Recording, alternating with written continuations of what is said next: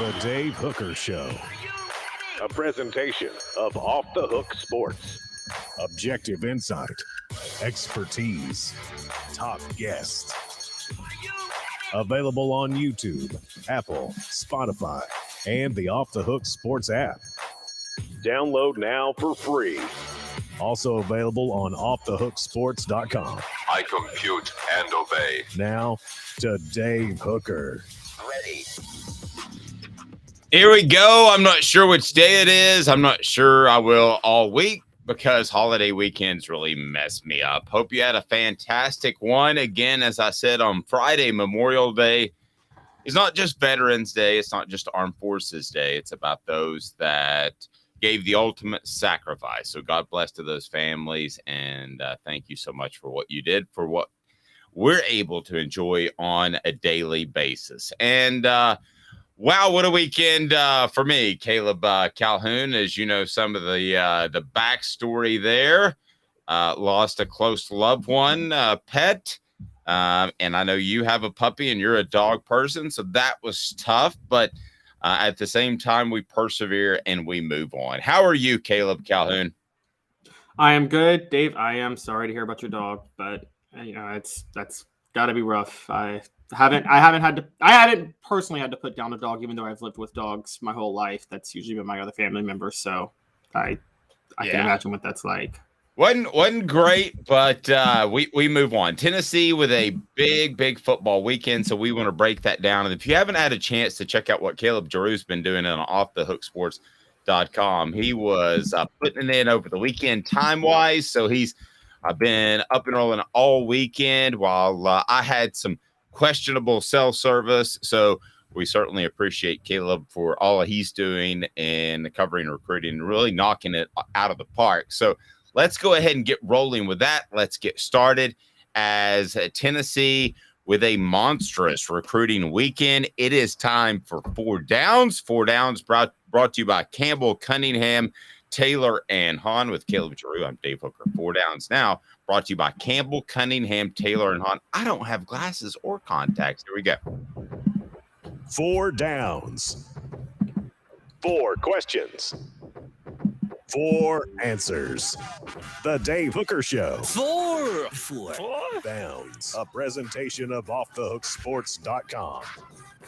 All right, first down as we look back on the recruiting weekend. If you have any questions, throw them at me at the message board.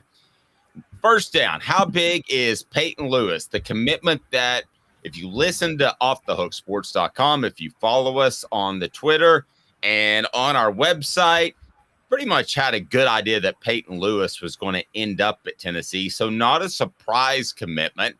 But how big is this commitment? Peyton Lewis, what do you make of Peyton Lewis? By the way, a big show. ESPN's Adam Rittenberg will join us a little bit later in the program. So what do you make of Peyton Lewis, the pickup there, Caleb Calhoun? Dave, quite honestly, I think it's a bigger commitment than it looks on paper. On paper, Peyton Lewis is a fringe four-star. Four-star on 247, three-star on Rivals, kind of vacillates between.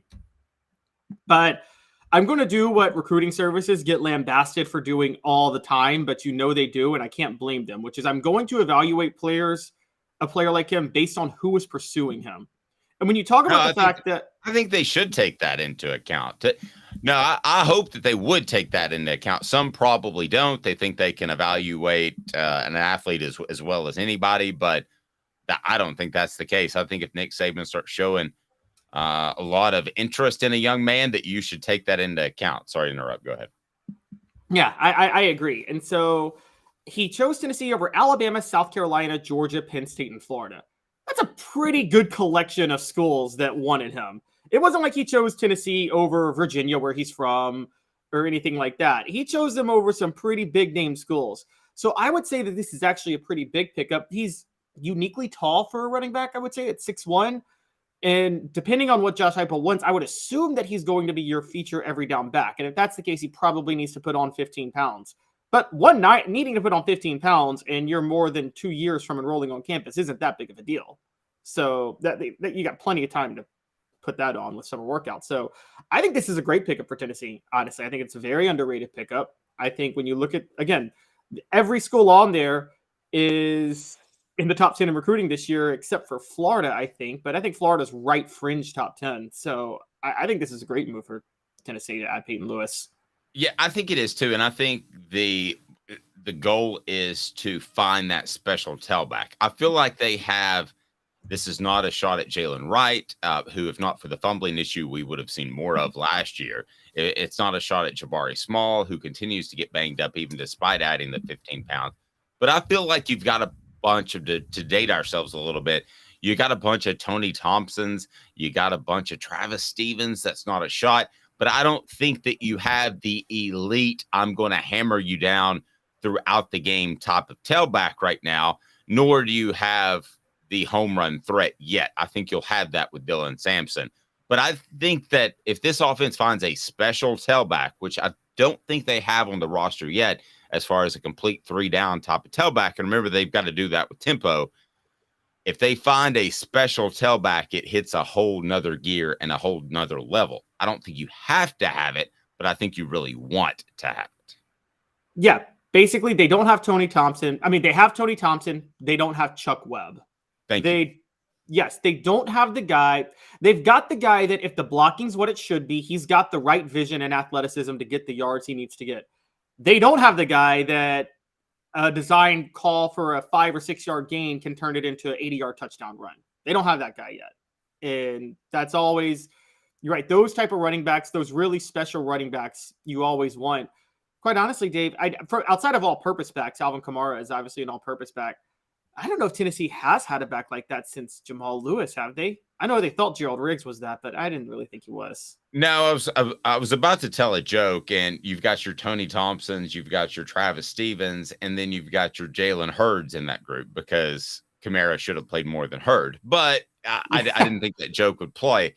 So no, I think you've got a bunch of very good tailbacks. I think a special tailback is a 1 in a million. Smoky Mountain Red says that a huge add that speed and Heupel's offense will make defenses have to play man-to-man on every snap.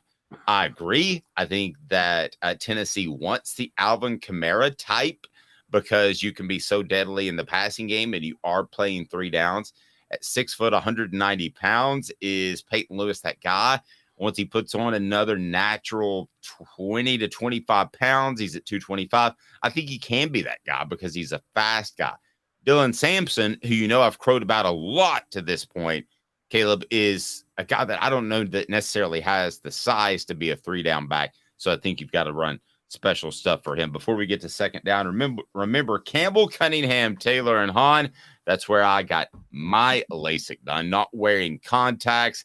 I am not wearing glasses, and it's awesome. Campbell, Cunningham, Taylor, and Hahn. They are fantastic. All right, so let's get to second down. Second down, as we look back on Tennessee's big 8-6-5 recruiting weekend, second down, was the weekend a huge or respectable success? Anytime you pick up a commitment, it has to be a success, but second down, huge or respectable success? Respectable. It will be huge if they can maybe get a couple of steals and they make sure they lock up Boo Carter. If they can lock up Boo Carter, that will make it a huge success because that's really the one that they really need to lock up more than anybody else. And if they get Sammy Brown, it's a success greater than huge. I don't know where you go above huge, but if they can get Sammy Brown and Boo Carter, those are the two to watch out for. Right, the 5-star linebacker Boo Carter out of the Chattanooga area. So that leads me to third down. I will say it's a respectable success, and if one of those guys drop, let's try to say this week because we want to attribute it back to this specific visit, and there's a chance Boo could drop this week or later this summer based off what I'm told. So will the Vols get another this week? That's third down. I will actually say no. They don't pick up another commitment this week, but don't be surprised if you hear something from Boo on a Monday afternoon or Tuesday that he wants to go this week. Just based off what I've been told, don't be stunned if that happens. But I will go now as of this moment that the Vols do not pick up another commitment this week. I agree. And the biggest reason I agree is because the surest lock on this list, Edwin Spillman, who also might, I think, be the most overrated on this list, but that's a different story. But the surest lock on this list wants to take all his official visits before he commits, and that's not going to happen until the summer. So I think Edwin Spillman's going to commit to Tennessee, but he's not committing this week. Smoky Mountain Red says respectable. I'm going to say that too. I think if Boo drops on a Monday afternoon or a Tuesday, then I think that would make it a very commendable and huge, monstrous success. Sammy Brown, I just get the feeling that's a long play. Let's go fourth down, next get. I think you and I agree. If it's going to be anybody, it's going to be Boo Carter, right? Yes. If it's going to be anybody, it's going to be Boo Carter. Unless Boo Carter decides to drag this out, at which point, like I said, Edwin Spillman will be it. But I think Spillman's committing the minute he takes his last visit. He's going to commit to Tennessee next week. But let me tell you my thoughts real quick on Boo Carter, okay? First, I'm going to tell you Campbell Cunningham, Taylor Hahn. Campbell Cunningham, Taylor Hahn. I'm not wearing glasses. I'm not wearing LASIK. They're absolutely local, and they're incredible. Other eye offices will fly people in from Florida. You won't even talk to them. They called me on a Sunday night and just say, hey, how's it going? That's Campbell Cunningham, Taylor, and Hahn. They have the local individual vision centers as well, but when you need LASIK or you need cataract surgery for your eyes, Campbell Cunningham, Taylor, and Hahn, they've got it all. So check them out, Campbell Cunningham, Taylor, and Hahn. I'm getting a weird vibe from Boo Carter. I'm just going to be honest, that he's enjoying the process a little too much. That this is dragging on a little too much. I think he's going to end up at Tennessee. He has every right to take his allotment of official visits and take his time. But the simple fact is we're kind of at a scenario here where it's looked like Tennessee for a long time. So if not, why not pull the trigger? You had the transfer last year from high school to high school. It kind of feels like this could get a little bit interesting, and then maybe he's enjoying the process a little bit. Thoughts on Boo? I think he is, but is that a problem? I've heard of a lot of athletes who enjoy the recruiting process and they're still committed. I mean, you get free, you know how much you get free travel and a bunch of free stuff. I do the same thing, quite honestly. That's fair. I mean, you would like for a guy, if he's going to end up at your school, to go ahead and commit early, right? So that you get the momentum from it. But it's not necessarily fair to ask them to do that. So we felt like we had a question. Yes. So the shocking question is, given how much we know on the inside about this, the schools have to know more. So why are the schools willing to give him so much if they're pretty sure he's going to Tennessee? So your implication is you think he's really good? Well, no, what I'm saying is, why are the other schools so? Yeah, that's my implication, because they're working really. It seems like they're willing to go all out with these when they host him, knowing that Tennessee's a significant favorite. I feel like my understanding of recruiting is you don't really waste your time hosting, going all out with athletes are probably committed elsewhere. That's why I would argue it's a little bit disconcerting, because he could be telling other schools he's very much still in play. So yeah, I'll just throw that out there. I think that he ends up at Tennessee, but it's gotten to the point where it would be a bigger loss than a bigger get at some point, because his name's been on the forefront of recruiting for so long that if Tennessee were to lose him, I think it would be a monstrous negative. If they get him, it's pretty good.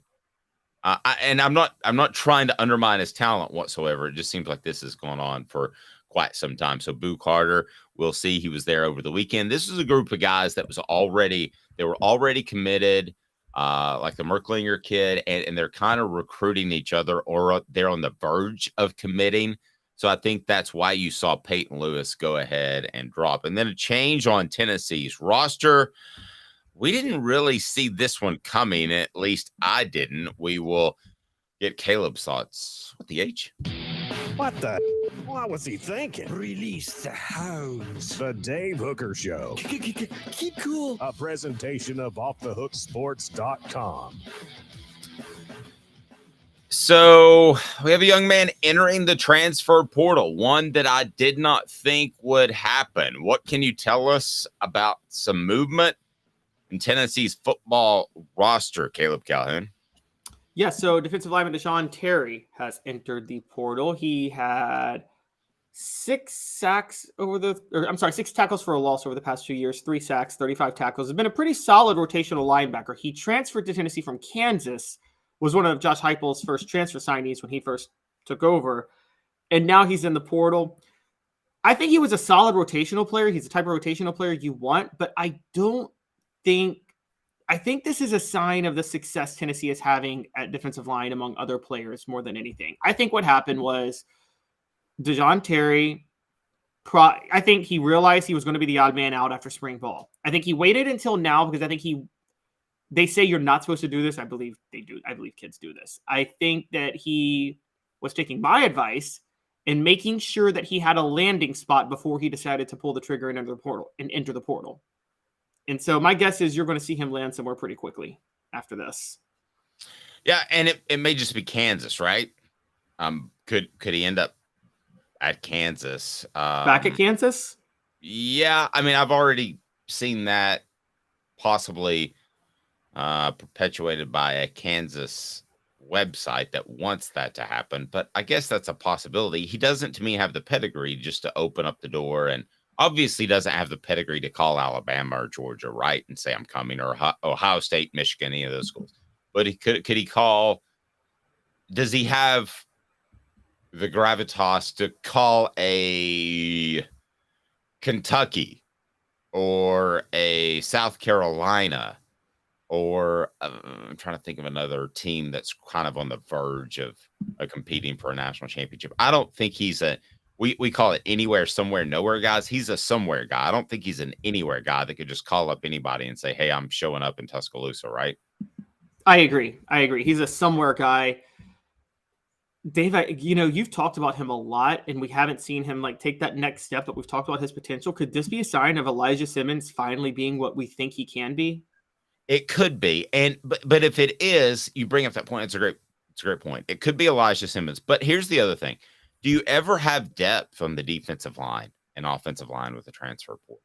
I mean, there are guys. I mean, there was a time where Albert Haynesworth was depth. I know that sounds crazy right now, but he wasn't the first guy to run out on the field, and being able to play extensively in a backup role helped him become one of the greatest defensive tackles of our generation at one point.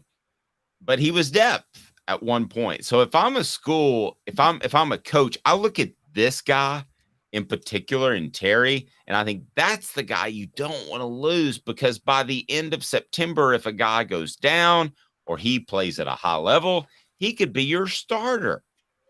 Yep, Billy Ratliff played in place of Jeff Coleman as our Celebrate 98 series goes on, and we've got a lot of people lined up this week. Billy Ratliff played in place of Jeff Coleman at times because Jeff was the older, more established player. Billy Ratliff doesn't make that play against Arkansas if Jeff Coleman doesn't look over and say, Billy, I need you to step in here. I'm gassed. So that's the part that concerns me. You want at least 4 defensive tackles, more like 6 to enter the season in the SEC, because a couple of guys are going to fall by the wayside injury-wise. Dave, I think they have that. I think they have 6. I'm going down the roster now. Let's just name even without Terry. Even without Terry. Okay, so let's name the go-tos real quick. There is Karat Garland, the experienced veteran of the group. There is Amari Thomas, the potential superstar of the group. Let me get what Hank Kingsley thinks about all these guys. Yeah, so if they're ready to be starters or they're ready to be productive players, by the way, here we go. Hey now. Both those guys are. All right, and then here's third, also ready to be a starter, Bryson Eason. Hey now. Agreed. So we're already halfway there. All right, let's just name the other guys that we're talking about that could be on here. Tyree West. That's a barely hey now. Hey now. But we're talking already at 4th on the roster. Now, the guy I'm high on, who I think pushed Jordan Phillips into the transfer portal back in December because of what he did when he arrived early, a true freshman, Nathan Robinson. That's crazy. I'm not ready to go there with Nathan Robinson yet. You're not ready to go there with Nathan Robinson. You may change my mind in 3 months, a year, or whenever, but I'm not going there yet. That you would look at him and say, it's Alabama this weekend, Simmons, West, these other guys are hurt. You got to start. I mean, they have to fit that mold. It's not just taking snaps. So what you're saying is we're still stuck at 4 then. Okay, I'll go 5. Arizona State transfer, Omar Norman Lott. Hey now. I'll give you that one. All right, they have 5. So they may have 6. Also, They may have 6. They have 5. All They right. may have. I'm not even done. Elijah Simmons. Oh, you didn't even mention Simmons. All right. Maybe a little optimistic, but we'll see. Adam Rittenberg joins us next. He knows more about the Big Ten than anybody I've ever seen in my life. That includes you, Herb Street. With Caleb Calhoun, I'm Dave Hooker. I love his work, and we'll talk to him here momentarily. Stay tuned. 2 minutes. He's Caleb Calhoun. I'm Dave Hooker, offthehooksports.com. And Craving Wings South North Shore location, where we've heard people say that you can get the best wings in East Tennessee. Pero ¿quién es este? El número 87, Jacob Warren. I'll just do 6 in my sauce 87, please. Imposible, señorita. Dale 6 más. Look at these wings. Perfectas, deliciosas, fantásticas. Man, I don't know what you're saying, but it sounds awesome. How do you say fresh, never frozen in Spanish? Frescas, nunca congeladas. Make your way to Craving Wings and get you 6 más. But what was funny about Kate is we were a full continuum of care at that time. We had detox, we had inpatient, we had outpatient. So we were doing a lot of the things that we do now. But now we just do them so much better. It's really a simple program, but we're complicated people. I am what I am, and now I got to do something about it. You can take your life back. Call Cadis today. Got cataracts? We can fix that. Never miss another moment. With a little help from Doctors Campbell, Cunningham, Taylor, and Hahn at cctis.com. Do you want to own the more that owns every job? Then get to Vassey Lawn and Garden in Cleveland and get you a Toro. I'm David Vassey, here to talk to you about Toro. With a Toro Zero Turn, you'll get more out of every minute and you'll reach the finish line faster. At Vassey's, we like to say, no matter if you're mowing 3 acres a week or 11 lawns a day, homeowners and business owners alike find confidence in equipment they can trust from top to bottom. Vassey Lawn and Garden, Highway 60 North in Cleveland. Man alive, it's worth the drive. Our family has been creating jewelry since 1986, each piece unique with a story all its own. I'm Rick Terry with Rick Terry Jewelry Designs. I'm a jeweler, and I want to be your jeweler. We're grateful that you chose us to be Knoxville's best jeweler. My family and staff look forward to serving you. So please come see us.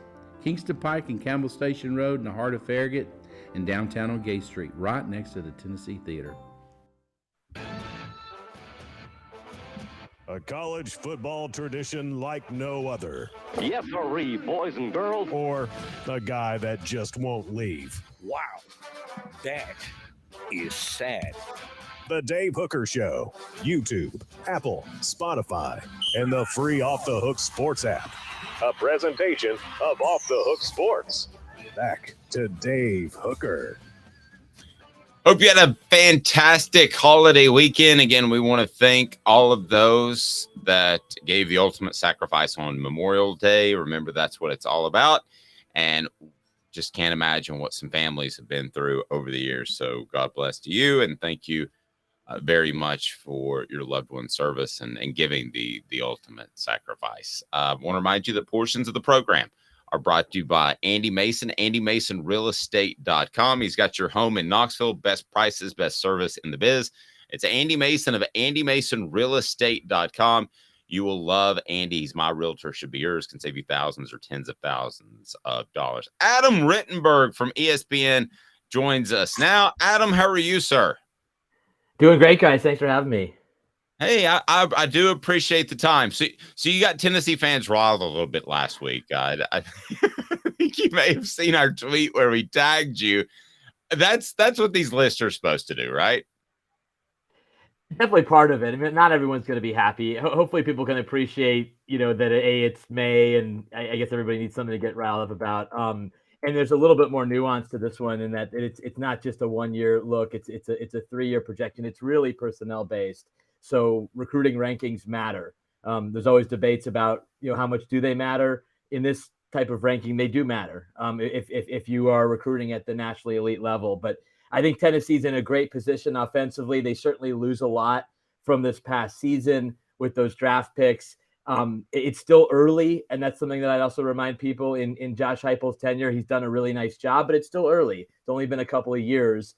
And teams can adjust to you. There's still a little bit of the prove it out there for Tennessee, but I think the program's in really good shape, and I think people will be happy with where Tennessee ends up in the team rankings, which I'm putting together right now. Oh, there you go. Nice tease. When does that come out? I think it'll come out either end of next week or the following week. It's more of a programming issue on our end, but the piece is about 60% done. I've already done the Tennessee blurb. I can't tell you where it's going to be, but I think fans will be pretty happy with where the Vols end up. All right, good stuff. So you've got the top 5 offensive power rankings, and a lot of people do these sorts of things, but explain yours, how it is more than just this upcoming season. It delves into the future. If you can kind of discuss how you came up with this idea and what factors into that. Yeah, we've done this for a few years across sports at ESPN.com, especially in the ESPN Plus space. And it's a 3-year projection. So it's having a lot of starters returning is great, but if all of them are seniors, you're looking at a major reset in this case for 2024. If you have a lot of starters coming back who are going to be there presumably through the 2024 or maybe in some cases 2025 season, that can certainly help your cause. But then it goes to the recruiting rankings. It goes to the transfer portal, how well you've done in those areas. That also factors into where teams end up. So, again, an offense that is senior laden and a team that isn't recruiting that well, you might be a little less bullish on that particular unit versus one where there's a track record of success, head coach, quarterback, guys going to the NFL, and then they're also doing well in both the traditional recruiting areas, but also in the transfer portal. So, for example, Florida State has done really well in the portal the last couple of years, and they've taken a step up offensively with a lot of guys coming back from last year's unit, which was pretty good. So, that's an example of a team that wasn't even ranked last year. That's ranked, I think it was 10 or 11 in the offense rankings, and will probably end up around the same in the team rankings this year.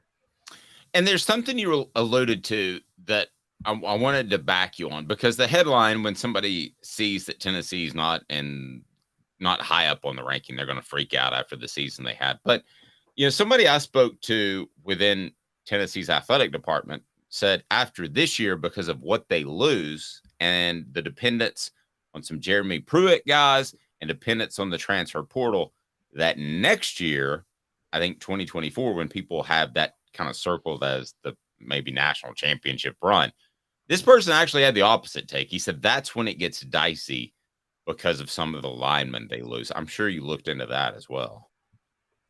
Right. Yeah. And again, people naturally, their eyes go to quarterbacks, and we do one of these specifically for quarterbacks for that reason. Quarterback position, I'm not going to ever minimize the importance of that spot and having insurance if, your starter doesn't play well or goes down with injury. Tennessee's in a pretty good spot from a quarterback standpoint. But the offensive line is huge. And, that's where I know you guys raised valid criticisms. And again, I'm here to take all of them. But, you look at what Georgia has done on the offensive line. It's an elite offensive line operation. Alabama, elite offensive line operation. Michigan's won the Joe Moore Award the last couple of years. And so you just have a little bit more confidence maybe at this point in Josh Heupel's tenure. That's not to say in a year we're having a different conversation, that Tennessee will be able to reload year after year and be an elite offensive line to run an elite offense. Those other programs are just a little bit more established at this point. And that's a critical spot because it's overlooked too often. There's just certain programs that have great reputations for offensive line play. Notre Dame is one of them. Notre Dame's trying to pick up in other areas. They've nailed the offensive line. Michigan has taken a major step forward as far as their offensive line play. Penn State, one reason why they are so bullish on this season and feel like they can contend for the Big Ten and the college football playoff is they finally figured out the offensive line. That was a spot that was lacking considerably. James Franklin went through several O-line coaches. They just couldn't get that spot right. If health holds, they should be one of the better offensive lines in the Big Ten this year. Florida State, the team I just mentioned, I did a story on this a few years ago. They may have been the most underperforming position group in the country, O-line, for a while. That's why they went through all those coaches, and they were just a disaster. They have now, thanks to Alex Atkins, Mike Norvell, gotten to a place where they feel pretty good about their O-line spot, this year's group, future groups, recruiting portal. They're able to bring in some good players on the O-line. So that's a critical spot. It's a good question. So, Adam, to the issue with Tennessee, I totally understand your point about the offensive line, and I'm going to name a couple of schools. You just named one who I think we feel safer saying they're going to have a better offensive line in the next couple of years in Tennessee, or they're more likely to. They're at least more sure. However, with the quarterback issue, how do you reconcile Tennessee having beyond Joe Milton, Nico Iamaleava, versus Alabama, who right now looks really, really desperate at quarterback? They don't look like they have their guy. And also versus Michigan, who, yes, I know they got Jaden Davis, but Jim Harbaugh doesn't really have the best track record of getting the most out of five-star quarterbacks. So comparing that, how do you reconcile putting those two ahead of Tennessee with that issue? Yeah, I think the Alabama one for sure is a valid concern, because in the immediate, there's certainly a bit of red flags going on in Tuscaloosa. That's why you bring in Tyler Buckner, who's far from a savior. He's a guy that has a lot of talent, but still has to avoid those multi-interception performances and got to stay healthy. And I don't think he was going to beat out Sam Hartman this spring at Notre Dame. Their recruiting is still pretty good behind him, even if the two quarterbacks who competed this spring don't pan out. They have other guys who might be a Nico. You just don't know. We don't know if Nico is going to be Nico yet. That's a little bit of the unknown. Certainly Tennessee in the immediate has a better quarterback situation than Alabama. Michigan's an interesting case, because you're right that over the course of Jim's tenure there at Michigan, they haven't been great at quarterback. I think they certainly took a step last year with J.J. McCarthy, and there's a pretty good chance he plays 2 more years before turning it over to Jaden Davis. I think he's going to be a really good quarterback, with the right type of development going forward. Will he ever be a top 10 pick? Maybe not, but I think he can be a very, very good college quarterback for Michigan the next couple of years. The other thing to keep in mind with, I would say, both Michigan and Georgia is that when those offenses are rolling, with the way they dominate the line of scrimmage, it's so easy to be a defensive player with those offenses. I saw them play. I saw Michigan against Penn State last year run for more than 400 yards and just overpower a unit that's pretty darn good, that had a couple of players selected in the NFL draft. They were no match for Michigan. So that style of offense, when it's rolling, is almost more effective than the up-tempo, score a bunch of points, because of what it does to your defense. So that's a little bit of a down the list factor to me. But I just think that when you have an offense like Michigan's was for much of last year, not all of last year, and they still have steps to get better, but a unit like that can average over 40 points and dominate the line of scrimmage and dominate time of possession, that does wonders for your defense and makes it really hard for anybody to beat you. So, Adam, I've got a little bit of old school, new school to me. Back in the day, if you got a transfer, I'd give it less than 50-50 of sticking, because usually that young man had an issue at his previous school. Now with the transfer portal, maybe he just wants to play more. He could be a choir boy that with incredible athletic ability. He just wants to play more. But when you do these lists, how much do you weigh the success or lack thereof of the transfer portal? Because still, if you're an upper echelon type of team that's competing for championships, if you basically crap out on one of these transfer portal cycles, you could go from an 11-12 win team to an 8-win team, I would think. So how do you weigh that? I have no idea how you would even go about that. Yeah, it's a great question. I think you have to look at the program and their track record with recruits. And that's where I think Tennessee fans should be really excited, because you saw Hendon Hooker was on the trash bin at Virginia Tech. His career was over. There were questions about his toughness. And then he comes out and becomes a record-setting quarterback at Tennessee and a perfect fit for Josh Heupel's system. Brew McCoy, and he's had a weird journey and a crazy journey, but he's a guy that's having success. There's been other transfers that have come into Tennessee. So I think it's more, there's certainly an element of unknown with every transfer. Is it going to work out or not? But then you look at the programs that have had maybe more success than others with transfers. Michigan has done a nice job recently helping their program with some key transfers in key spots.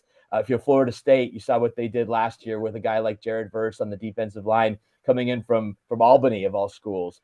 So that's a point in their favor. Doesn't mean that all transfers are going to work out. I think that's why Colorado is such an interesting test case this year, guys, because they've brought in so many transfers from so many places, most of whom who don't have a whole lot of production behind their name. They may be big time recruits who didn't work out for whatever reason. Is it going to work there in Boulder? That's what makes it so interesting. So I guess I look at it like how does a program and a coach do with how they've done over the course of their career with different transfers? How does that program accommodate transfers and allow them to be the best that they can be? And I think that's what makes Tennessee and its offense so attractive to players because of what they've already done with some transfers, Hendon Hooker being at the top of that list. I still don't envy you on that, because you're going to write about somebody who's had success in the transfer portal and then suddenly it's going to blow up. Somebody, I don't know who it's going to be, but somebody will be that coach. Yeah, I mean, listen, it's a part. Every coach has to deal with this year to year, and some of them aren't going to be as strong. But I think it's also, you look at which coaches. It's almost, at least at the quarterback spot, going to be almost a guarantee that they have a draftable quarterback, or a quarterback who's putting up numbers that really jump off the page. Lincoln Riley is at that point. What he's been able to do it with transfers, pretty good chance that a guy like Dorian Singer, who is an all Pac-12 wide receiver at Arizona, is going to go to USC and have a decent impact with an already talented group. He's obviously had tremendous success with quarterback transfers.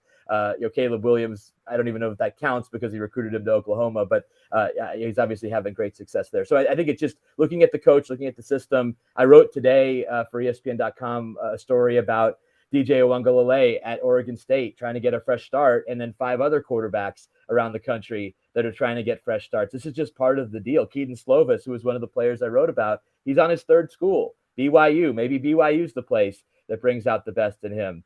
Devin Leary going to Kentucky, trying to get that bump that Will Levis had a couple of years ago with Kentucky coming in from Penn State. So it'll be fun to track it in 10 years of the portal, which schools have done the best with transfers and which ones have fallen short.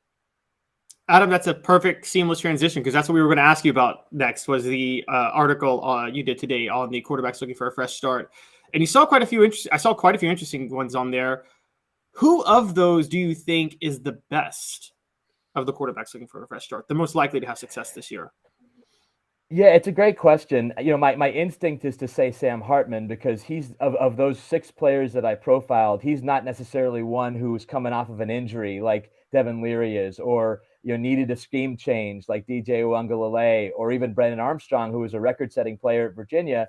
He's essentially reuniting with his offensive coordinator Robert Anae at NC State, trying to recapture that magic. Whereas, Sam Hartman, yes, he has to learn a new system. It's a bigger stage. Notre Dame, not nearly as talented at wide receiver, I think, as Wake Forest has been. And so that's an area where he's going to have to make those players better. But, I mean, shoot, the guy's the ACC all-time leader in touchdown passes, number 2 in passing yards. It's hard to envision, Sam Hartman really struggling too much, with that type of experience at Notre Dame. But they're all interesting. Hudson Card, for example, at Purdue, they're installing the air raid offense there with Graham Harrell. He's really excited to be part of that offense. I don't think he necessarily has the talent around him. And that's what you kind of look at as well. BYU's got some talent around Keaton Slovis. He seems really comfortable with the coordinator, Aaron Roderick. Oregon State returns an all Pac-12 running back in Damian Martinez, so that DJ Uiagalelei, who, by the way, still has to win that job, if he is the starter, he's got some help around him. But I think in terms of just pure best, it's hard not to go with Sam Hartman, given what he's done over the course of his career. So if you would have not watched any games last year and just paid attention to the narrative of the NFL draft, I'm getting to a point here with Devin Leary in Kentucky, but you would have thought that Will Levis was John Elway stuck at Stanford when he was at Kentucky last year. Okay. And Dave and I talk a lot, like, we didn't see that. We thought Will Levis was a cause of a lot of their problems, quite honestly, last year.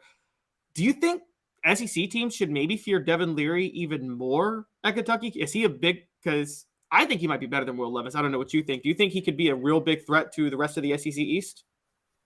He could be. Now, there's a couple of factors here. Will Levis thrived when Liam Cohen was the offensive coordinator, and then Liam left last year for the Rams. Now he's back. That certainly is in line to help Devin Leary. I think the issue at Kentucky is, will they have the offensive line to allow Devin to be at his best? That offensive line for Kentucky had been a staple of theirs. I know their coach passed away a few years ago. It was a horrible situation. They did not seem the same to me. That doesn't absolve Will Levis and some of the mistakes that he made last year, because I agree with you. There were times where he was the reason that Kentucky was underachieving. I was there preseason, guys, and there was so much optimism around Will Levis. I remember talking with Mike Stoops coming off the practice field one day, and he was, he's obviously been around for a long time. He was just saying how that is one of the best college quarterbacks he's ever seen. And so some of it's on him, some of it's on the O-line, some of it's on the other pieces around. But in talking to Devin Leary, I think when healthy and when protected, he can be a really effective player, and it's really an interesting player to watch. I mean, shoot, the SEC East quarterbacks, guys, are fascinating this year, because you now have Leary in Lexington, you have Joe Milton, and who knows, possibly Nico in Knoxville. You have Spencer Rattler back in South Carolina. Georgia's got a competition. Carson Beck looking like the guy there, but it's an interesting group, and who kind of steps out and becomes an all-conference level player on that side of the SEC is going to be really interesting. Adam Rittenberg of ESPN, we greatly appreciate it. Adam, we'll talk to you soon. You do have the quarterback transfer story that is out there. Anything else you want to tease moving forward? Well, yeah, just the team power rankings, which again are it's a combination of the three previous versions: quarterback, offense, defense, that we've done already. That'll be coming out relatively soon, and then we'll have some more Colorado coverage later on this month, as that story just doesn't seem to be going away. No, it's not. Thank you, Adam. I appreciate the time. Thanks, guys. Thanks for having me. Adam Rittenberg of ESPN, and his story on the quarterbacks makes me wonder at some point, and it's up, by the way. Does Tennessee have a concern in that they're relying so heavily on the transfer portal? Yes. I mean, let's not debate that. I pride myself in being honest and objective with the message board, but listen, you're going to head into next season, heading into the 2024 campaign, and you've lost a lot, particularly on the offensive line. So are you depending on the fact that you'll get two offensive linemen that have chemistry, that are able to compete at a high level? This is different than Alabama picking up a Jahmyr Gibbs to fill a hole. This is Tennessee right now surviving on the transfer portal to get a Thornton to replace what they lost in the draft. We could go on and on and on about guys that they have gotten, obviously the quarterbacks, and the portal, the Peely to hopefully do what Jeremy Banks was supposed to do last year, at least statistically, maybe not as an impact player. He's a different kind of player. But do you see where I'm going here, Caleb? I mean, Tennessee right now has to hit on 75 to 80% of the transfers they bring in to keep playing at a high level. At some point, I don't think that's sustainable, which leads you back to high school football recruiting. And we brought that up, and it sounds like a wet blanket for some people, Caleb, but it's the facts. That still is the most important thing, not the transfer portal. Yes, and that leads to, there's two things that make this crucial. This next month may be the most crucial recruiting month in Josh Heupel's entire career at Tennessee. I didn't know you were going there, but I don't think you're over speaking that at all. I don't think that's hyperbole whatsoever. Yeah, I agree. It's he has to build his class for 2024. Then if he does that, if he has the recruiting month that he needs to have, then they need one more transfer portal all season where they go buy a bunch of talent with NIL money and whatever. And then they'll be ready to go for 2024 because they'll be stabilized with the transfer portal talent and then this elite 2024 recruiting class. And then 2025 comes and they can recruit again pretty well. And the 2024 class will be ready to step in and start playing. I think usually elite, like particularly on average, a 5-star is almost always ready to go by his sophomore year, right? A true 5-star. Well, he should be, or he's probably at that point, you wonder if he's a bust. So, yeah, or a high 4-star like Justin Williams-Thomas last year, the running back, you began to wonder if he wasn't seeing the field, and there was talk that he could be redshirted, which there was early talk on that from what I was told. That was not a good sign. Sometimes you can get a really good sign beforehand. For instance, I mean, I would be able to tell you already if Nico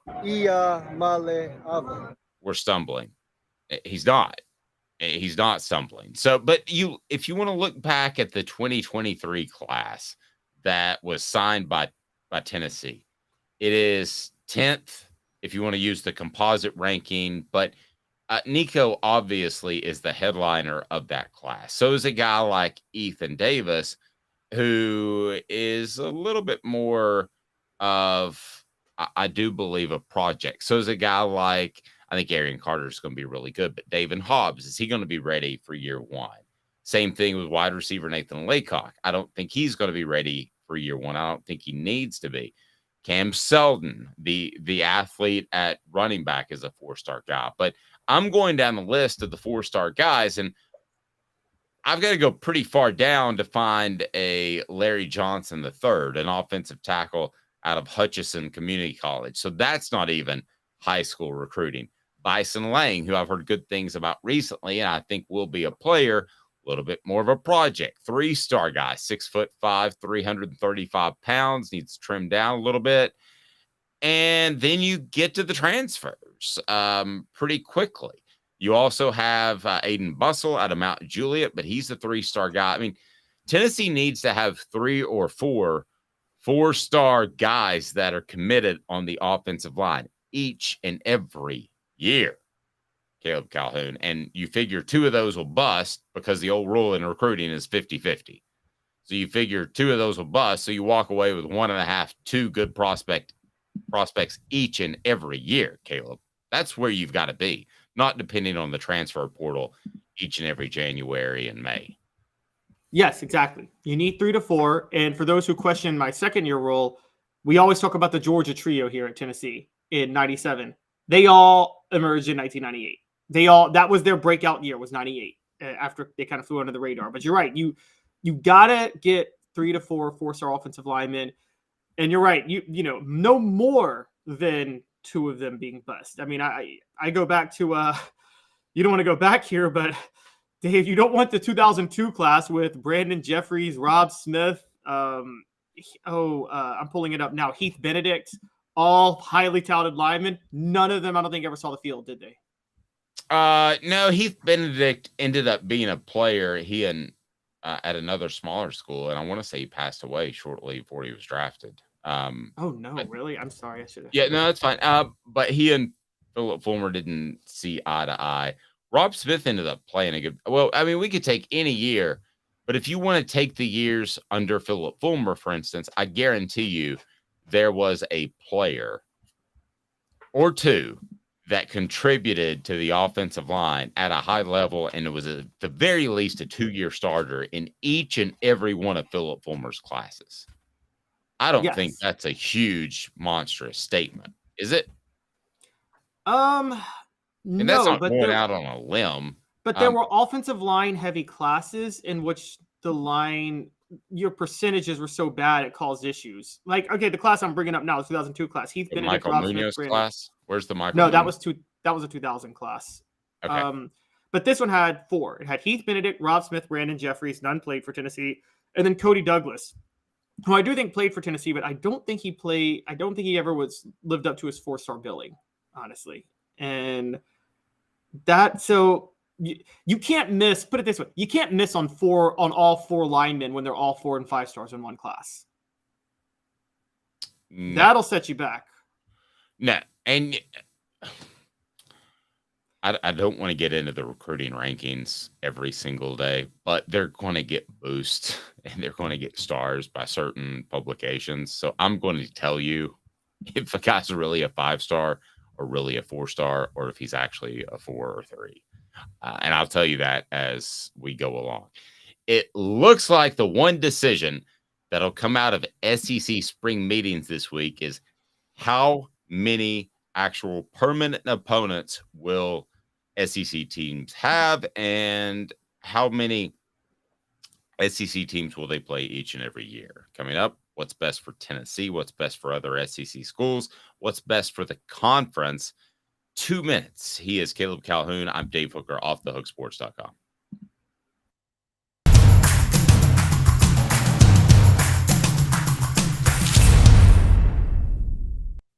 Don't forget to check out our Celebrate 98 series.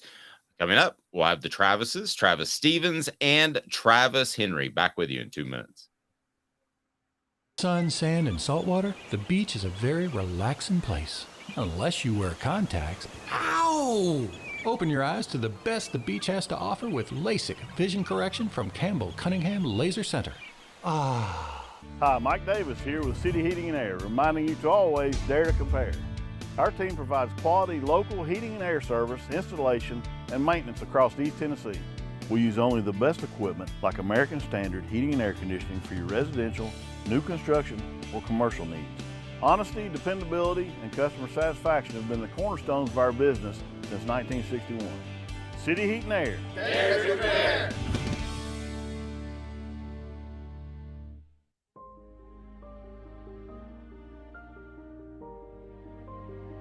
Our family has been creating one-of-a-kind pieces of jewelry in West Knoxville since 1986. Each piece is a combination of unique processes that bring your idea to life. Every day in our shop, a truly special item with a story all its own is being manufactured in our facility, bringing the history and family sentiment into a whole new generation of life. We're grateful that you chose us to be Knoxville's best jeweler, a title that we value and respect. Because to me, being a jeweler and owning a jewelry store are not the same thing. I'm Rick Terry, I'm a jeweler, and we want to be your jeweler. Kingston Pike and Campbell Station Road in the heart of Farragut, and downtown on Gay Street right next to the Tennessee Theater. When you want a hard cider that's easy to enjoy, one that's crafted to perfection, you need Tennessee Cider Company. Some say it's the signature cider of the South. Others say it's the cure to your craving. They all say you'll savor every sip. With a selection of ciders free to sample, all it takes is one taste. Visit tncidercompany.com for more information, as well as to shop our ciders and merchandise online. Thirsty yet? Doors open at 10 a.m. Who's this guy? Hello, who is it? The Dave Hooker Show, Who? a presentation of Off the Hook Sports. What? YouTube, Apple, Spotify, and the free Off the Hook Sports app. Back to Dave Hooker.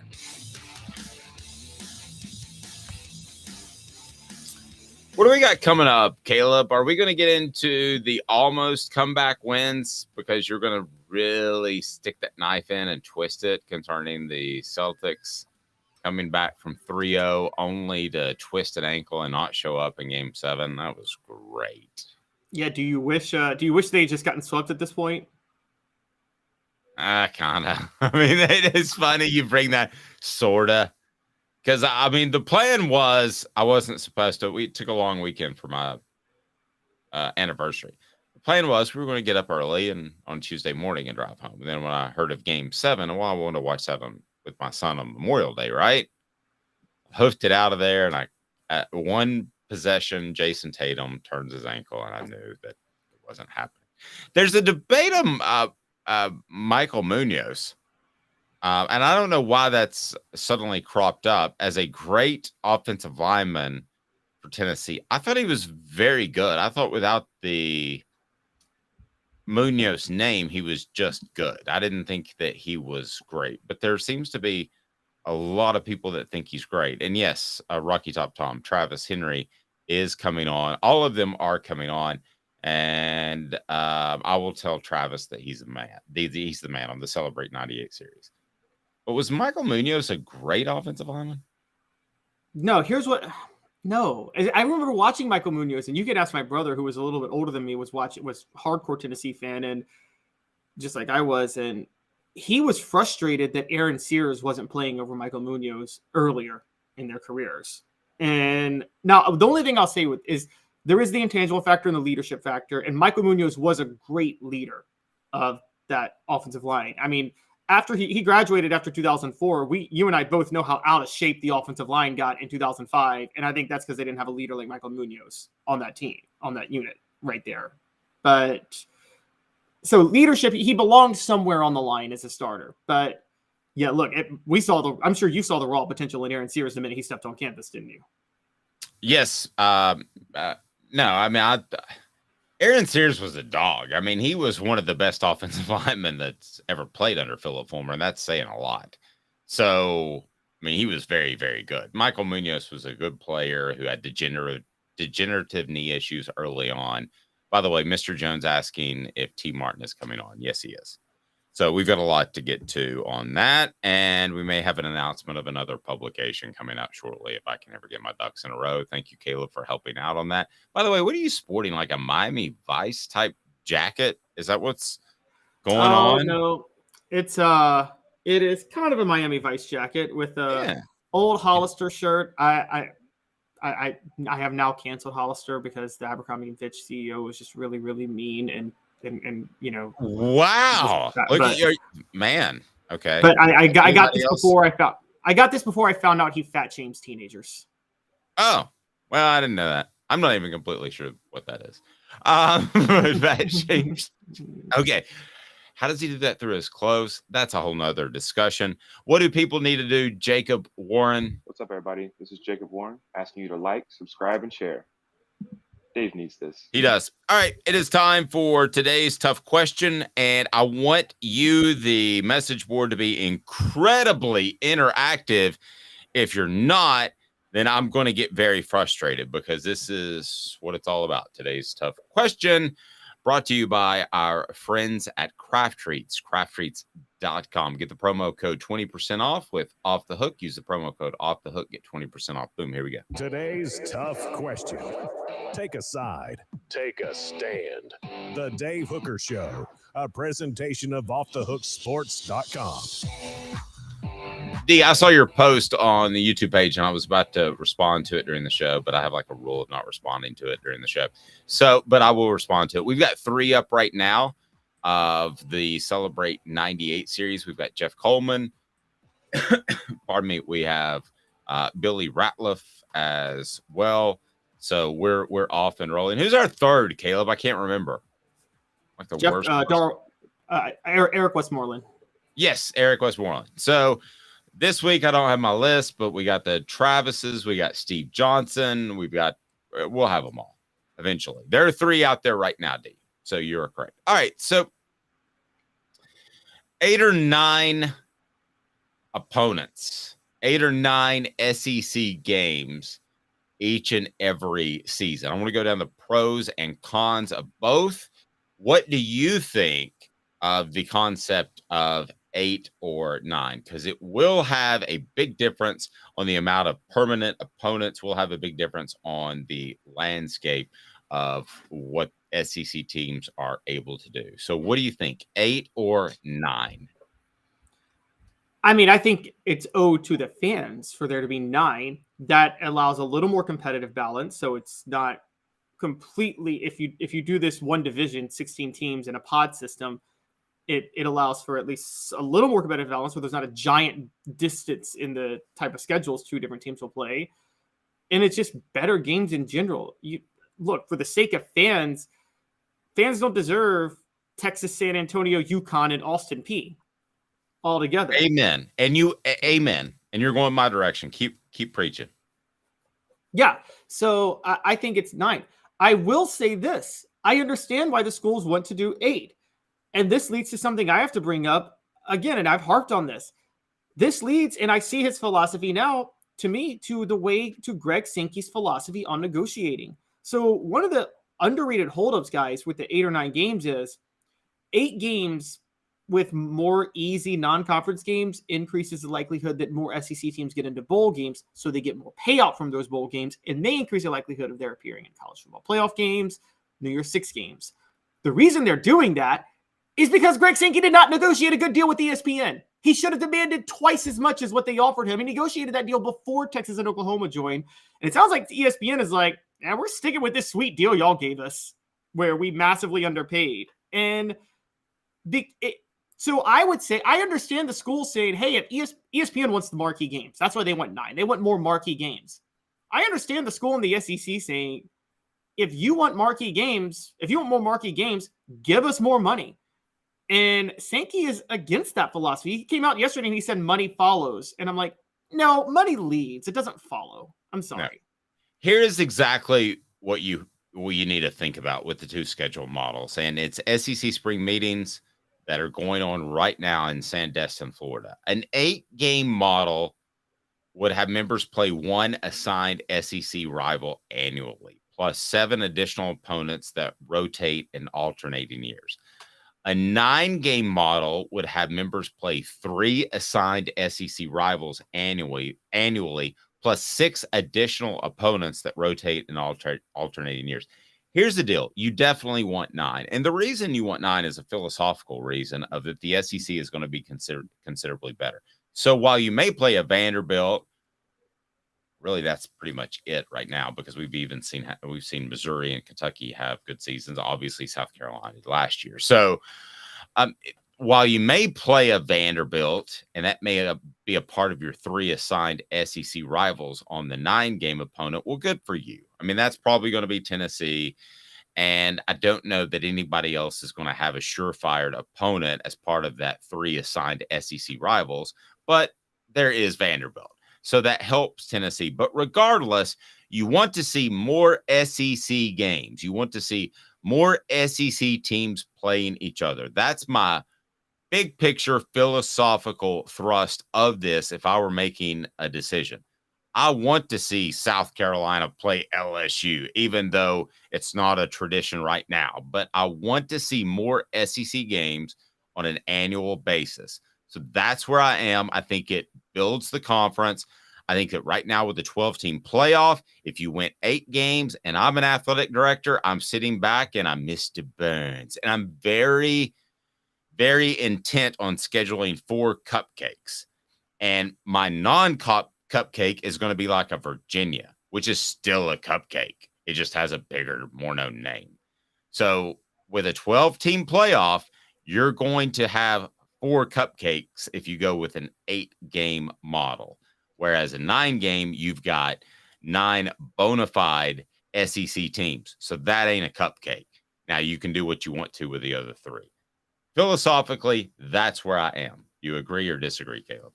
Philosophically, I'm with you. Philosophically, I'd keep the divisions. I'd want 2 8-team divisions, move Alabama and Auburn into the East, Missouri into the West, and you play the divisions every year, because I think philosophically, it's more important to have annual rivals. That drives the conference. I mean, Tennessee playing Auburn, Tennessee losing their annual rivalry with Auburn was, a gut punch to a lot of older fans when this division changed in 1992. If Tennessee lost Alabama every year, and forget Tennessee, Alabama, I mean, how many rivalries would go by the wayside? Annual rivalries. People care about things like the series record in these rivalries, getting revenge, things like that. And if you do the 3-6, it gets a little better, but it's still Tennessee, South Carolina is one of the rivalries. So they're going to lose Kentucky and Georgia and Florida. And so I think that's where philosophically, I'm for the divisions. Still, I understand where the SEC is coming from not doing it. I will say I understand, but I would say that ESPN's got to pony up, man. This is too good of a deal for them. They should be willing to pony up more money. I'm not questioning that deal like you are, because I think the SEC's got something else in their back pocket. I don't think they make bad deals. And I think that they take into account the Marty and McGee show, for instance, talks a lot about the SEC. I think they take into account that ESPN is going to move towards being a very big proponent of the SEC and what they cover on SportsCenter. So I think some of that stuff is tough to put an actual value on, Caleb, but that's why I did like the deal. So if we're sitting here having the conversation and the deal is strictly what it was on paper, and you're not promoting the heck out of the SEC on SportsCenter every single night in the fall over other conferences, then yes, the SEC got the short end of the stick. But I think there's a gentleman's agreement that they're going to be covered at a very, very high level. I go back to the NHL. Was it Gary Bettman? And when ESPN signed up the NHL again, which they didn't have them for years, here's exactly what Gary Bettman said. He said, well, if you guys do half as good of a job of covering me as you did burying me, then I should be very happy with this deal. So you can get buried by ESPN. I'm not saying the Big Ten's going to get buried, okay? But Do I need to see a feature on an Oregon State quarterback who's never going to be relevant because of all the changes in conference realignment? Or would I rather see a story on a linebacker at Kentucky that could mess up Georgia or Alabama or Tennessee's title run? I think that's what you're going to see. And that has some value to it that may not be actually on printed page, if that makes sense. That probably does. They still could have gotten probably $2 billion more out of the deal. Agreed. There's they didn't get the best deal. There's a happy medium somewhere between what you're saying and what I'm saying. Yes, because the ESPN they're going to be incentivized by that. You don't have to worry about the gentleman's agreement. ESPN is going to be incentivized to cover the SEC no matter what, because they spend all this money on the SEC. It's not like the NBA asked ESPN to overcover them, as we know they do. ESPN's like, we spent a lot of money on the rights to NBA games. We need to cover them to make sure people are watching. Okay, but that's worth something, right? I mean, what is that? That's kind of innate. I can tell you, I can sell you something. I can sell you a car for $1,000. But if I tell you, if you know me, okay, first boat I ever bought was from Mike Stoll, who played offensive lineman for Tennessee. There was a comfort there in knowing that if I had a little issue with the boat, I could call him and he would say, oh, here's what you do. The starter does this. You just have to replace that. So there is something there that's a partnership that is more than just the cash exchanged, right? Yes, I agree. But they still could have got $2 billion more. You run a publicly, I mean, you're an investor. So pretend you run a publicly traded company. Okay. Yes, you need your value and your brand to be good. You also need people to think that you're more valuable than you are, don't you? Yeah. I mean, yeah. Okay. That's the problem with the SEC. The SEC is what Greg Sankey is doing is making the brand second to none. Best brand in America. By far. One, you don't have to work that hard. It already is the best brand in America. And Greg Sankey is making that brand superb and amazing. But the thing is, if you're going to make the brand superb and amazing, you should have some negotiators to negotiate a superb and amazing deal. You need people to perceive you as more valuable than the Big Ten. And right now, networks still don't perceive the SEC as more valuable than the Big Ten. That's stupid. They are more valuable than the Big Ten. There are 10 SEC teams probably in the top 20 that bring in revenue, and maybe 4 in the Big Ten, maybe 5. And the Big Ten is getting deals worth twice as much. Yes, misnegotiated, but here's what they did. The Big Ten was like, hey, let's get the money first, and then we'll do some horse trading to make sure it works out. And they'll probably be okay with that. Whereas the SEC is going, let's make our brand on rock solid foundation as great as possible, and then see what money comes with that. I'm like, okay, no, make your brand rock solid, but you need to have negotiators to make sure you get more than properly paid for that brand. Okay, so let's say it's a 9-game schedule. Who wins, who loses? I actually think Tennessee is going to be one of the bigger winners because of their ties to Kentucky and Vanderbilt. You're not going to leave Vanderbilt out, so let's say it's a 9-game schedule. That's a permanent opponent. Kentucky might be that. Alabama might be that.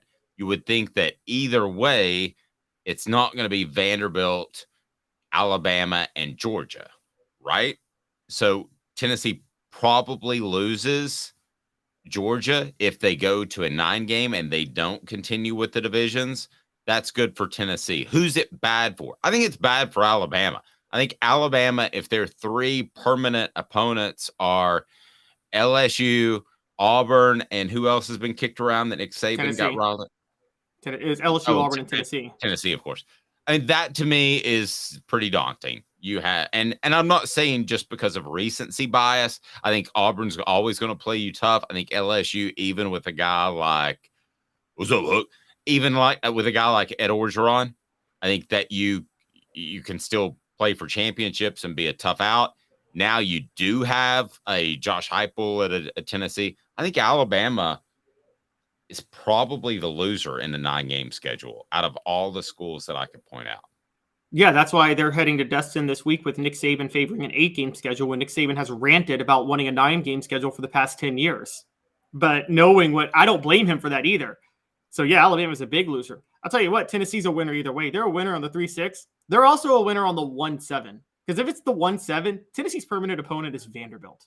every year. So what is the 1-7? If the conference does 8 games, Okay, you'll have 8 one games. permanent opponent. Okay. You'll have one permanent opponent and 7 rotating.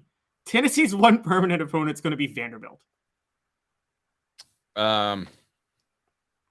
Yeah, I mean they do win either way, and you could certainly.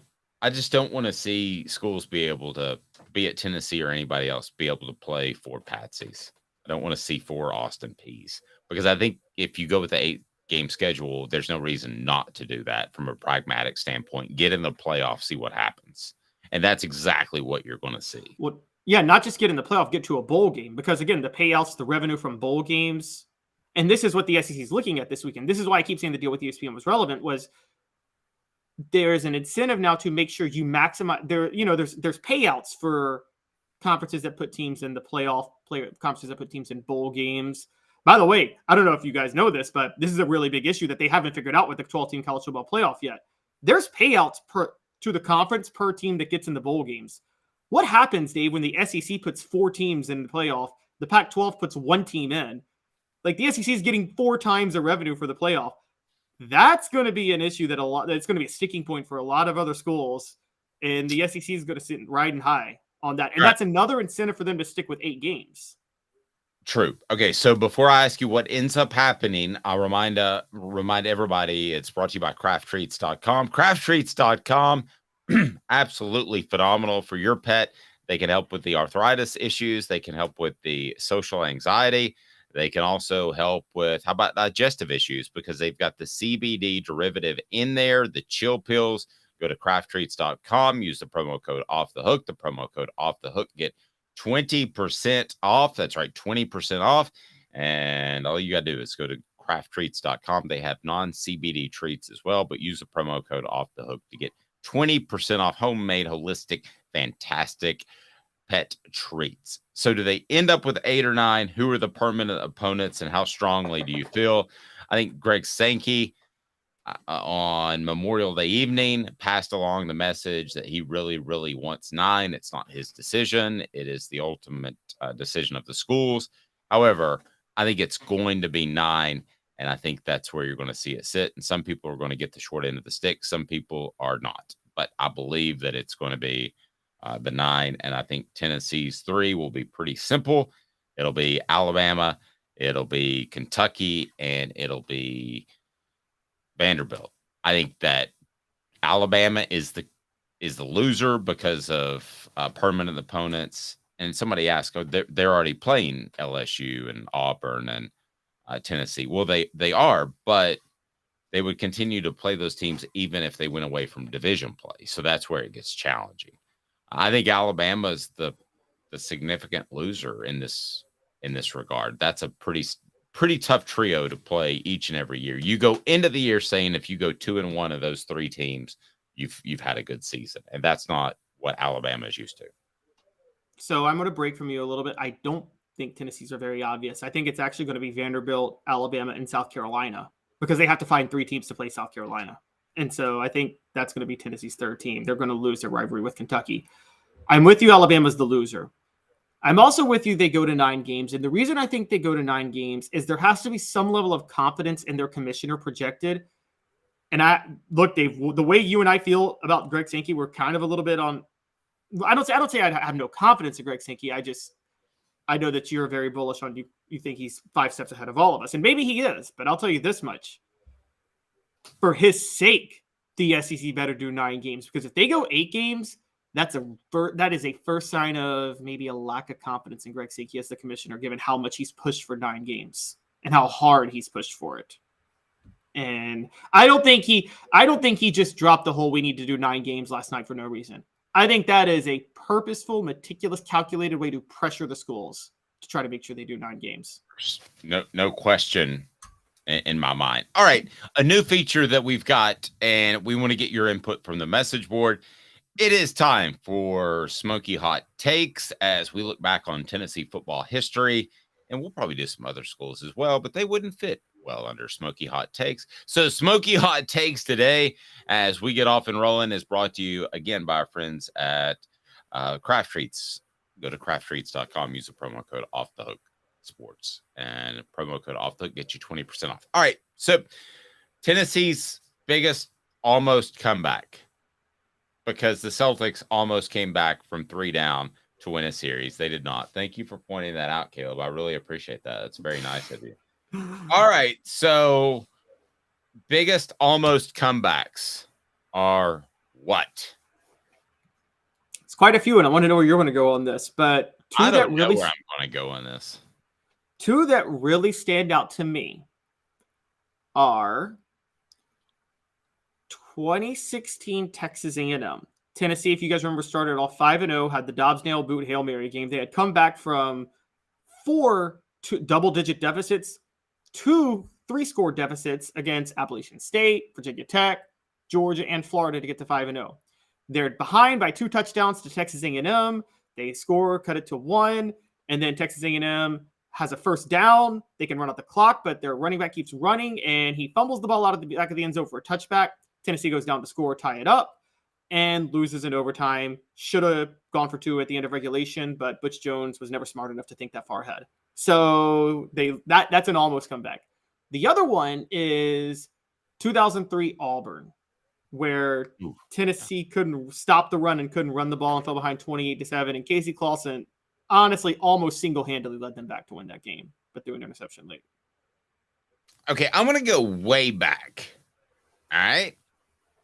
This is not a huge, monstrous comeback, but I'm pretty sure they were down. How about James Banks in that Georgia game? Yes. He played quarterback, and that was the game that cost them Chris Leak. You and I talked about it recently. They weren't down by a tremendous amount, but I just thought that they were not even in the same class as Georgia, given a quarterback issue because Casey Clausen was hurt. And James Banks, to me, kept them in that. They had the ball down about 4 points, I believe, on in Georgia territory, and they ended up stalling there. So, to me, they felt like they were down, and maybe you can pull up the box score as far as how far they were down. I remember that specifically. You're right. They were down 18-0 in the fourth. Okay, so they're down 18-0, and they almost pulled that game out. It would have been one of the most painful Georgia losses in the last 25 years during my career, basically. It would have been one of the most unexpected wins in Tennessee football history when you have to go with James Banks running the ball around like a crazy person and really not completing much except for design throws and flat passes, and they just didn't throw down the field a lot. It was an extended running game when they did throw the ball. So that would be the one that they almost pulled off. But it's weird. It was their costliest almost comeback because they almost came back because Banks played so well and CJ Leak went out there first that it cost them Chris Leak and probably threw off their recruiting for the next 3 or 4 years because that was the plan. Yeah, so, it was a domino. A huge domino effect, yes, Caleb. Led to the 05 disaster and at quarterback. No, you're right. That's a good one. That's a really good one. 2000. Yeah. So the one I brought up. Here's the other funny part about that. Would they have been better off just to play, as far as the program, just to play CJ Leak, lose by 20 points, and get Chris Leak as your next quarterback? Oh, I think so. I mean, particularly when you lost out, unless you were trying to make James Banks happy for his future, and you lost out on James Banks anyway because he wouldn't put the work in. So, I think you knew you were going to lose out on James Banks eventually. I think that was the one chance for him to have a major impact on Tennessee's football program. Yeah, yes, that's probably true. Oh, it's funny. 03 Auburn, the one I brought up was the year after. Another one. So a couple that stick out to me, Dave. Before my time, but you may remember this. It's not a big comeback in terms of numbers, but 1990 Notre Dame, the year before the miracle at South Bend, where I was at that game. Remember Carl Pickens recovers the onside kick. They're driving, and Andy Kelly just throws a late interception. Yeah, Andy should have put some more touch under that ball.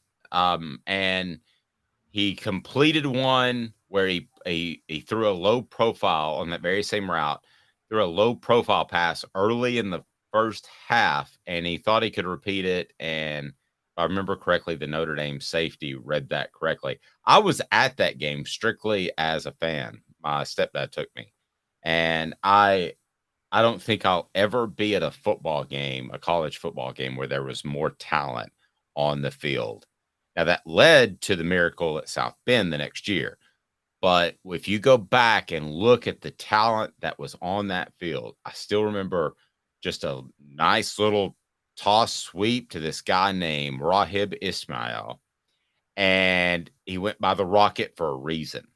And I remember being in an end zone with like the all 22 cam that coaches look at. And I remember seeing him catch the pitch, Caleb, and me thinking within 2 strides, I don't think they're going to get him to the corner. And they didn't. And he was, boom, fastest man I think I've ever seen on a football field, other than Jamal Lewis running the 40-yard time at his pro day. And he was gone. But if you go back and look, there were probably on that field that day 25 guys that made an all-pro team.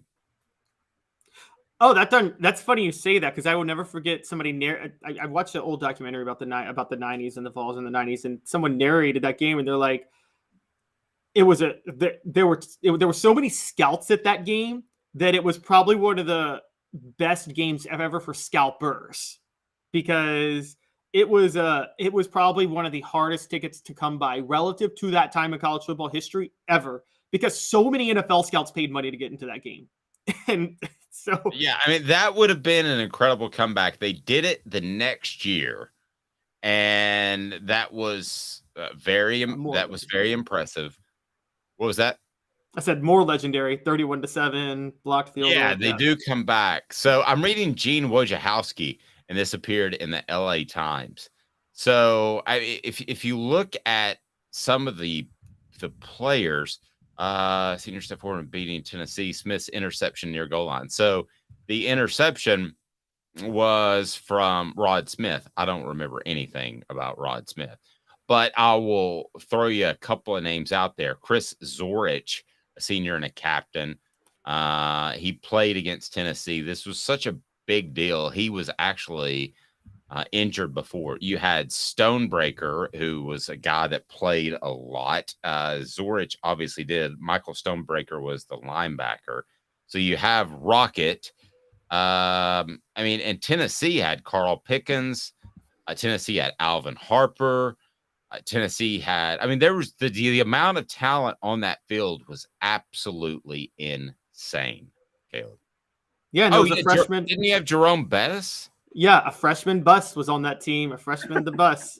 Ricky Waters was on that team. Did you name Ricky Waters? Ricky Waters. I didn't name him. Keep going. Yeah, but you're right. And then on Tennessee side, you're right. Alvin Harper, Carl Pickens, Anton Davis, Chuck Smith. Dale Carter. Carter. Yeah, this was a who's who of talent. This is the only thing that would have competed with this was had Tennessee actually gotten over the hump and beaten LSU in 01 and played Miami for the national title that year. That's the only game that would have competed with this one for like raw NFL talent on the field in one game. Yep, I can go with that. All right, so Mr. Jones says Battle for Bristol was a comeback win versus Virginia Tech. One, we're not looking at comeback wins, and that wasn't a comeback. Tennessee was down 14-0 in the first quarter, and then they blew them out the rest of the game. That's not really a comeback. No, it's not. But I see where he's going there. What about most legendary almost comebacks in school history? I think your last game as a fan, you mentioned this to me before, but does this count, or was this just the other team calling off the dogs? 96 Florida. Oh, my last one was actually 98 Orange Bowl with Peyton's last game. But okay. 96 Florida, man, you just never felt like that game that they were actually going to come back. Did we? Well, did anybody? Tennessee fell behind 35-0 and lost 35-29. They scored a touchdown with 10 seconds left and almost recovered the onside kick for a shot at a Hail Mary. So I don't know if you really count that as an almost comeback, or if you think. I remember Bob Stoops came out because Spurrier had gotten a lot of heat for running up the score around that time. So I think just to stick it to the media, he decided to sit on the lead against Tennessee. And so, I'm with you. I can't go one that felt like more of a comeback. Sometimes comebacks don't feel like a comeback because you mentioned the LSU one. It felt like Tennessee in 2001. It felt like Tennessee should have led the whole dad blame ball game anyway, because they come out at halftime and they say Rohan Davey and LeBrandon Tofield for LSU are unavailable for the second half. And that's when I immediately start, and Tennessee's up 14-0. So LSU obviously led because they won, but wouldn't have felt like a comeback to me. No, I agree. Yeah. No, the LSU comeback, funny enough, an almost comeback was the year before against LSU. I just thought of this. At LSU, when AJ Suggs brought Tennessee back. Remember that one?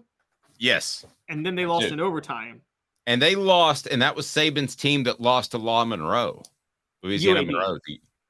UAB, yeah. Because you know what they did to motivate the players? Because they're listen, Alabama football, you got a bunch of homers.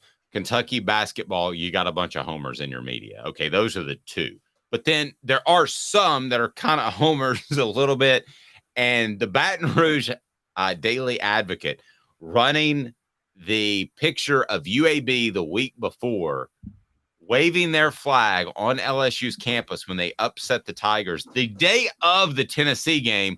Sorry, that was Homer media. Every LSU football player saw that on Saturday morning, that they're still running the old UAB pictures. They were ultra motivated. I saw that in my hotel room. I was like, uh-oh. So media was trying to motivate LSU, is what you're saying. Yes. Well, I mean, that was this game that it was a paper troll. A paper troll. We didn't have that back then. That was a paper troll.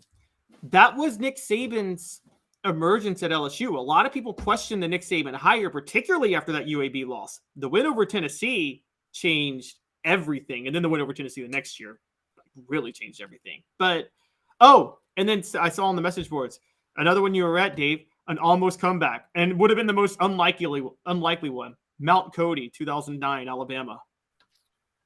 I thought about including that one as well, but it felt like a nip and tuck game. Well, remember, Alabama had the ball up 12-3 with 2 minutes left, and we thought they were going to run out the clock, and then Mark Ingram had his only fumble of the whole year. And then Tennessee scores a touchdown, gets the onside kick, and gets into field goal range. Just a bunch of things had to happen that you didn't think would happen for Tennessee to have the chance to win the game. And you and I disagree on this, but I still think Kiffin sat on the clock and tried to take the long field goal because he didn't want to shoulder any blame if he called the wrong play trying to get closer. Well, we don't disagree on the first part. He sat on it too long. Whatever the motivation, good Lord, we could be as clinical psychologists and neither of us would know the answer to that. I hope that person makes good money. Yes, but I saw him do that. Sorry. Go ahead. I saw Pippen do that a couple times. Like at Florida that year, I saw him play clock management just so he wouldn't lose by a lot, so he could sell something to recruits. If they were down 2 scores, then I will say yes, that would be number one. Because even if you beat Notre Dame in 1990, they were never down 2 scores to LSU in either of the games we discussed, were they? No, they were down way big to LSU. 2000, they were down 31-15, and they got 2 touchdowns and 2 2-point conversions in the fourth quarter with AJ Suggs at quarterback. But I'll take Alabama at Tuscaloosa that particular year as my number one. I forgot they were down 2 scores. So yeah, they were down 2 scores. Smoky hot takes. There you go. Tennessee's biggest almost comeback is. Do we agree, or are we agreeing on this, Caleb? Alabama 2009. Are we going to go with that one? I can't tell if your shirt's Miami Vice or more likely, I don't know, the hip LA marijuana dispensary places.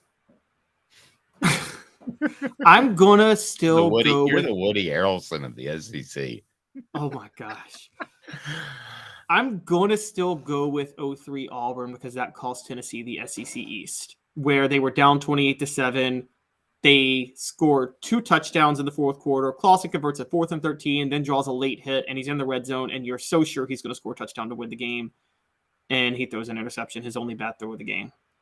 Smoky hot takes. There it is. Be sure and comment below the biggest almost comeback in Tennessee football history. We'll have more from SEC Media Days throughout the week. Looking forward to that. He's Caleb Calhoun. I'm Dave Hooker. This has been a presentation